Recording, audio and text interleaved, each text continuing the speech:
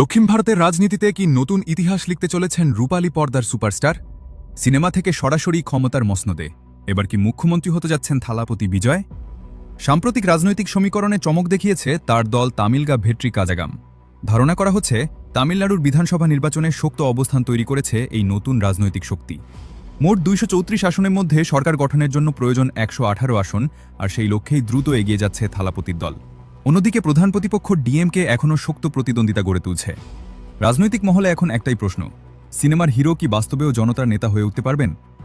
বহু বছর ধরে দক্ষিণের সিনেমা জগতে রাজত্ব করেছেন থালাপতি বিজয়। তার সিনেমা মানেই সুপারহিট, তার সংলাপ মানেই ভাইরাল।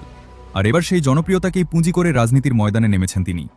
অন্যদিকে জাতীয় রাজনীতিতে নরেন্দ্র মোদীর নেতৃত্বাধীন ভারতীয় জনতা পার্টি তামিলনাড়ুতে নিজেদের জায়গা শক্ত করতে চাইছে, কিন্তু স্থানীয় রাজনীতিতে নতুন সমীকরণ তৈরি হওয়ায় তাদের পথ সহজ হবে না বলেই মনে করছেন বিশ্লেষকরা।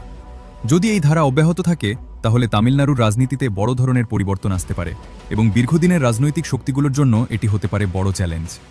এদিকে থালাপতির এই সম্ভাব্য বিজয়ে খুশি প্রকাশ করেছেন ঢালিউডের সুপারস্টার শাকিব খান। তিনি বলেন, থালাপতি শুধু সিনেমার হিরো নন, তিনি একজন সত্যিকারের হিরো।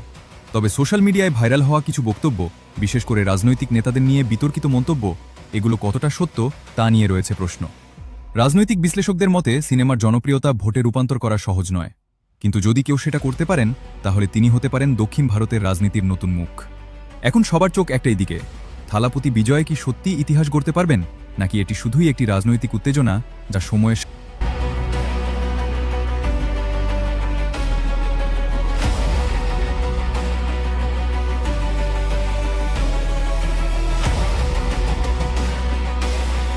সো দর্শক, আজকের এই ভিডিওটি এই পর্যন্তই। যদি ভিডিওটি ভালো লেগে থাকে তাহলে ভিডিওতে একটি লাইক, একটি কমেন্ট আর অবশ্যই চ্যানেলটি সাবস্ক্রাইব করতে ভুলবেন না।